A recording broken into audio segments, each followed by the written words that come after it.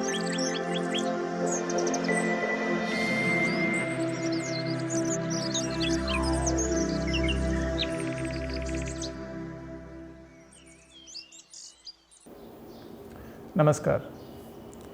एक प्रश्न आया है कि कोरोना तो ठीक हो गया, पर अभी 1 सप्ताह होने के बाद भी कभी कभी बुखार जैसा महसूस होता है। यहाँ पर मैं एक चीज़ बताना चाहता हूँ।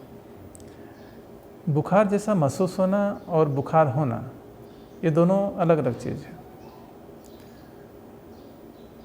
हमारा बॉडी का टेम्परेचर थोड़ा सा बढ़ जाना, इसको बुखार मान लेना भी सही नहीं है। अभी हाल ही में जब हम कोरोना से बाहर आए हैं, इसको समझने की ज़रूरत है कि एक लंबे समय तक हमारा शरीर इस कोरोना रूपी बीमारी से लड़ा है। इसको बहुत सारा एनर्जी भी इसका खर्च हुआ है। अब इससे लड़ने में इसके अंदर के बहुत सारे पैरामीटर तो चेंज ज़रूर हो गए होंगे। अब जब ये पैरामीटर चेंज हुए हैं तो शरीर में बहुत सारे चेंजिंग तो आएंगे ही। आयुर्वेद के अनुसार वात, पित्त और कफ तीनों का संतुलित रहना हमारे शरीर के लिए बहुत ही आवश्यक है। हमारी छोटी छोटी गलतियों से भी ये वात, पित्त और कफ जब असंतुलित हो जाते हैं, तो इस तरह के 1 सप्ताह अगर हम लोग किसी संक्रमण काल से गुजरें तो क्या हुआ होगा, ये सोचने की बात है। इसमें तो हमारी गलती भी नहीं है और हमारा शरीर वात, पित्त, कफ तीनों ही जरूर असंतुलित हो गया होगा। आयुर्वेद में हम लोग जब पढ़ते हैं तो पता चलता है कि जब पित्त की मात्रा अधिक बढ़ जाती है तभी बुखार आएगा। यहाँ पे गौर करने वाली बात है कि सबसे पहले तो इस कोरोना को लेकर ही हम समझें, कोरोना ना हो इसके लिए हम लोगों ने क्या क्या किया। पहले से ही हम लोग काढ़ा लेना स्टार्ट किए। काढ़ा में आपको पता है कि मैक्सिमम हीट प्रॉपर्टी होता है जो हमारे शरीर को गर्म करता है, और जो गर्म करता है वही प्रतिरक्षा तंत्र को भी मजबूत करता है। तो अपने प्रतिरक्षा तंत्र को मजबूत करने के लिए हम लोग बहुत सारा गर्म पदार्थ को सेवन करने लगे। अब जितना ज़रूरत है उससे अधिक ले रहे हैं हम लोग, क्योंकि हम लोग तो बचाव का कार्य कर रहे हैं। अब धीरे धीरे धीरे धीरे हमारा पित्त की मात्रा बॉडी में बढ़ना स्टार्ट हो रहा है। अब अगर बुखार आ ही जाए कोरोना के साथ, तो बुखार को उतारने के लिए हम लोग क्या कर रहे हैं? बुखार को उतारने के लिए भी ऐसी औषधियों को ले रहे हैं जिससे हम लोग को काफ़ी तेज़ पसीना आ रहा है। पसीना काफ़ी तेज़ आ रहा है, इसका मतलब बॉडी बहुत ज़्यादा एक्सेसिव हीट हो रहा है। मतलब हम लोग चारों तरफ से शरीर को सिर्फ गर्म कर रहे हैं, और इतना गर्म कर रहे हैं कि हमारा पित्त इम्बैलेंस होना तो स्वाभाविक ही है। अब अगर पित्त इम्बैलेंस हो ही गया है तो इसमें हमारा शरीर का तो कोई दोष नहीं है, कहीं ना कहीं ये हमारा ही दोष है। लेकिन ये असंतुलन सिर्फ पित्त का इम्बैलेंस होना है और कुछ नहीं। इसको बुखार मान के चलना सही नहीं है। जिस तरह से पित्त इम्बैलेंस हुआ है उसी तरह से पित्त को बैलेंस करना है, और ये स्वतः ही बैलेंस होगा। थोड़ा सा हम लोगों को ध्यान देना पड़ेगा कि हम लोग के दिनचर्या में क्या क्या चेंजेस लानी है, और हम लोग क्या क्या गलती कर रहे हैं, और क्या क्या हम लोगों को ठीक करना है, जिससे ये हम लोग का तापमान का अनियंत्रित होना जो शरीर में है वो सही हो जाए। इसके लिए कुछ कुछ चीज़ों को आप ध्यान दें। जैसे अभी कोरोना से उबर के बाहर आए, जाहिर सी बात है कि आपको पित्त का संतुलन तो हुआ ही है। पित्त अगर बढ़ गया है तो अब कोई भी ऐसा चीज़ हम ना करें जिससे हमारा शरीर बहुत ज़्यादा गर्म हो। अब शरीर गर्म किससे होता है? यहाँ पर ये नहीं सोचना है कि कोई गर्म चीज़ को हम लेंगे तो शरीर गर्म होगा। जैसे कि आप आइसक्रीम, अब आइसक्रीम बहुत ठंडा चीज़ है, लेकिन उसकी प्रकृति बहुत अधिक गर्म है। तब आइसक्रीम खाएंगे तो पित्त कम नहीं होगा, आपको आइसक्रीम छोड़ना है। कोल्ड ड्रिंक्स लेंगे तो पित्त बढ़ जाएगा, न कि वो कम होगा। तो ठंडा चीज़ का बोलने का मतलब मेरा है कि ठंडा प्रकृति का चीज़ लेना है, कोई ठंडा चीज़ को नहीं लेना है। जैसे आपको पानी लेनी है तो पानी नॉर्मल पानी लेना है, ना कि फ्रिज का पानी लेंगे। वही फ्रिज का पानी आपका पित्त का वर्धन कर देगा और नॉर्मल पानी आपको पित्त को समन करेगा। जैसे हम लोग पहले ज़माने में लोग घड़ा का पानी पीता था, घड़ा का पानी आपके पित्त को समन करता है, और आपके घर में मौजूद फ्रिज उसका पानी हमारा पित्त को बढ़ा देता है। तो पित्त जब बढ़ जाएगा तो अनेक तरह की बीमारियाँ देंगी। तो यहाँ पे समझना ये है कि जब हम कोरोना से अभी बाहर आए हैं तो हम लोग जैसे पानी पी रहे हैं तो नॉर्मल पानी पिएं, फ्रिज का पानी को नहीं पिएं। खाने में भी ऐसे चीज़ों को खाएं जिससे हमारा शरीर संतुलित हो। जैसे कि कोई भी ज़्यादा ऑयली स्पाइसी चीज़, जैसे बुखार काफ़ी दिन तक रहा है तो इसका मतलब है कि आपका लीवर भी थोड़ा कमज़ोर हुआ है। बहुत सारा चीज़ जो आवश्यक चीज़ थे वो आपको शरीर में कमी हो गया है। अभी आपका शरीर अपने आप को सुधार करने के प्रोसेस में ही लगा हुआ है। ऐसे समय में आपको थोड़ा आराम देने की आवश्यकता है अपने शरीर को। तो शरीर को आराम देने के लिए सबसे पहले तो आपको अपने पेट को आराम देना पड़ेगा। थोड़ा पेट को आराम देने के लिए ऐसा चीज़ लें हमारे पेट में कि जो आसानी से डाइजेस्ट हो जाए। तो इजी टू डाइजेस्ट चीज़ को लेना है, बहुत अधिक नहीं लेना है चीज़ों को। इतना ज़्यादा खा दिए कि हमारा शरीर अब उसको पचा ही नहीं पा रहा है। तो पेट को भी थोड़ा सा ध्यान देना है कि आपको नॉर्मल चीज़ दें कि वो आसानी से डाइजेस्ट कर ले। थोड़ा पाल्पेबल डाइट होना चाहिए, आसानी से पच जाए। दूसरा, जैसे मैं अभी बताया कि अब हमारा शरीर का थोड़ा एनर्जी तो कम हो ही गया है, आप कमज़ोरी महसूस कर ही रहे हैं। अब अगर मान लीजिए एनर्जी कम हो गया है तो हम लोगों को एनर्जेटिक फूड की ज़रूरत है, न कि अधिक मात्रा में फूड की। तो इस सेंटेंस को मेरा ध्यान दीजिए, हम लोगों को ऐसा चीज़ लेना है जो मात्रा में कम भी हो तो चलेगा, लेकिन एनर्जेटिक फूड हो जिससे एनर्जी बने शरीर में। तो एनर्जी जितना अधिक होगा उतना तेज़ी से हमारा शरीर उससे रिकवर कर पाएगा। जैसे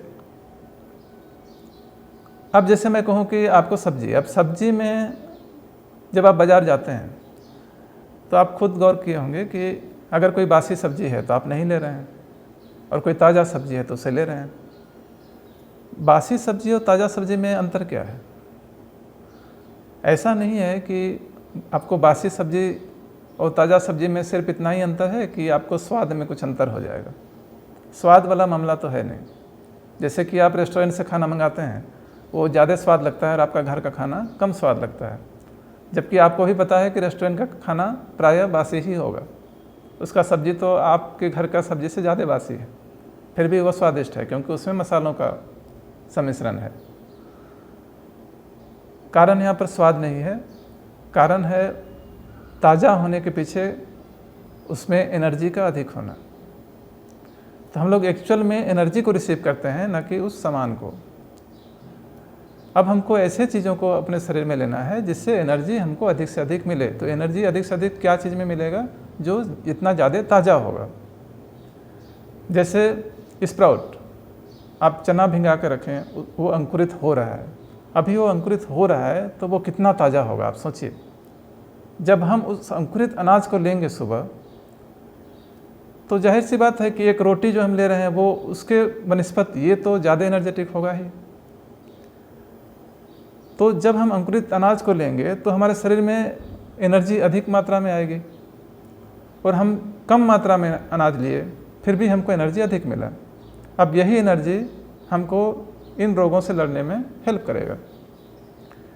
तो आपको देखना है कि जो चीज़ हम ले रहे हैं उसमें एनर्जी कितना है, अर्थात कितना ताज़ा ताज़ा चीज़ों को हम ले रहे हैं। मात्रा कम रखिए, फूड एनर्जेटिक हो, यही मेरे कहने का मतलब है। दूसरी बात, आप अपने दिनचर्या में कुछ कुछ चीज़ों को चेंज कीजिए। जैसे आप अभी कोरोना से निकले हैं, अगर आप योगा करते हैं, प्राणायाम करते हैं, आप उनको करना चाहते हैं, तो उसमें ध्यान रखिए कि कोई ऐसा योगा या प्राणायाम ना करें जिसमें आपको बहुत अधिक एनर्जी वेस्ट हो रहा है, क्योंकि यहाँ पे आपको अपने शरीर को आराम देने की ज़रूरत है। अब ऐसा व्यायाम ना करें जिसमें आपको बहुत ज़्यादा पसीना आ रहा है, तो वो आपके एनर्जी को लॉस करेगा। आपको ऐसा ही व्यायाम करना है जिसमें आप बैठ के आराम से कर सकें। जैसे आप बैठे हैं तो आप वज्रासन कर लें, उसमें बहुत एनर्जी वेस्ट नहीं हो रहा है, लेकिन उसका अपना फ़ायदा है, आपके पाचन क्रिया के लिए बहुत उपयोगी होगा। तो आप अपना व्यायाम करने का या प्राणायाम करने का थोड़ा सा सिस्टम चेंज कर दें। अब आपको उस तरह का व्यायाम प्राणायाम करना है जिससे आपको एनर्जी कम उसमें लगे। अगर आप घूमने जाते हैं, बहुत तेज़ आप फास्ट चलने का आपको आदत हो, उसको थोड़ा चेंज कीजिए। अब थोड़ा नॉर्मल चलिए ताकि बहुत अधिक पसीना ना आए। इसको ध्यान रखिए, क्योंकि आप अपने अभी स्वास्थ्य लाभ ले रहे हैं। घूमने जाइए, टहलने जाइए, ज़रूर जाइए। जहाँ पर ऑक्सीजन की मात्रा अधिक हो वैसे जगहों में जाइए, वहाँ जाके बैठिए, बैठना भी काफ़ी है, अभी दौड़ना इतना आवश्यक नहीं है। इन सब चीज़ों को करें। खाने में आप अपना, जैसे मैंने बताया, उसको आप कर ही रहे हैं, ये आप दिनचर्या में इसको सेट करें। स्नान जरूर करें। अब पित्त को कम करने के लिए कुछ चीज़ें और आवश्यक है, जैसे आपको सोना। आयुर्वेद में एक कथन है, शयनम पित्त नाशाय बात नाशाय मर्दनम भवनम कफ नाशाय ज्वर नाशाय लंघनम। इसका अर्थ होता है सोने से पित्त का शमन होता है, मर्दन करने से बात का शमन होता है, वमन करने से कफ का नाश होता है और लंघन करने से ज्वर का नाश होता है। यहाँ पर लंघन का मतलब होता है उपवास करना। पहले ज़माने में जब लोगों को बुखार आता था तो ये लंघन क्रिया करवाई जाती थी। लंघन क्रिया का मतलब होता है कि तरल पदार्थों का सेवन करना, ठोस पदार्थों को वर्जित करना। आप भी इसका परीक्षण कभी कर सकते हैं। जब आपको बुखार आए तो ध्यान रखें कि आप तरल पदार्थों का सेवन करें और बहुत गरिष्ठ चीज़ों को बंद कर दें। वैसे भी जब आपको बुखार आए तो उस समय हमारा पाचन तंत्र कमज़ोर हो जाता है, क्योंकि शरीर उस समय उस रोग से लड़ने के लिए तत्पर रहता है। तो ऐसे में तरल पदार्थों का सेवन श्रेयस्कर होता है। तो यहाँ पे कहा गया है शयनम पित्त नाशाय, ये महर्षि चरक ने कहा है। तो पित्त का शमन करने के लिए हम लोगों को सोने की आवश्यकता है। अब सोने की आवश्यकता का मतलब यहाँ पर यह नहीं है कि आपको जब मौका मिले आप सो जाएं। सोने का एक समय होता है, वो है रात्रि का समय। रात को जल्दी सो जाना है और सुबह जल्दी उठना है। पित्त का बढ़ने का जो समय है वो, जैसे अगर आप रात को जगे हुए हैं तो जितनी रात बढ़ते जाएगी आपका पित्त का मात्रा शरीर में बढ़ते चला जाएगा, और अगर आप सूर्योदय के बाद सोए हुए हैं तो आपका पित्त का मात्रा बढ़ेगा। इसीलिए कहा जाता है कि जल्दी सोना और जल्दी उठना, ये इसी सिद्धांत पर आधारित है। बुजुर्गों ने जो कहा है कि जल्दी सोना जल्दी उठना, इसके पीछे यही सिद्धांत काम करता है। तो एक ये चीज़ करना है, हम लोग को थोड़ा जल्दी सो जाना है और जल्दी उठना है। दूसरा, पानी का मात्रा थोड़ा सा शरीर में बढ़ा देना है, क्योंकि जब पित्त बढ़ जाता है तो शरीर ज़्यादा पानी का डिमांड करता है। वैसे भी अभी आपको प्यास ज़्यादा लग रहा होगा। 3-4 लीटर पानी हम लोग रोज़ पिए अभी। और खट्टे पदार्थों का सेवन अभी बंद कर दें, और यही सही समय है जब आप अपना काढ़ा पीना बंद कर दें यहाँ पे, क्योंकि अब आपको काढ़ा यहाँ पर फायदे करने की जगह पे नुकसान कर रहा है।